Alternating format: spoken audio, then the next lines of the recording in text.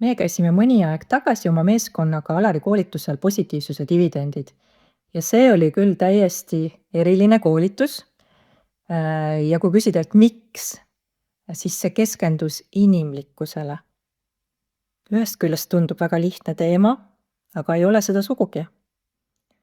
Kui me mõtleme, et me töötame oma kolleegidega koos päevast päeva ja mõnega aastast aastasse, siis kas me tegelikult ka teame, et kuidas me üksteisele mõjume või kuidas me üksteist üldse tunnetame.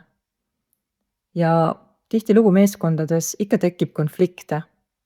Aga selle koolituse käigus tekkis üks huvitav fenomen, et me sattusime rääkima nii mõnegi inimesega teemadel, mida ma usun, et me ei oleks kohvinurgas mitte kunagi võtnud niisama arutada.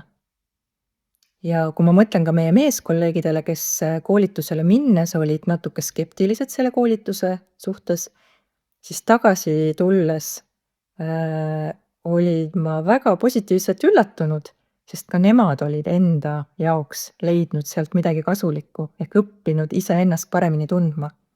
Ja ma usun, et pärast seda koolitust on meie meeskond kindlasti oluliselt ühtsem, sest me suudame ennast paremini hinnata ja ka üksteist paremini mõista ja üksteisest võib-olla paremini aru saada ja arvestada.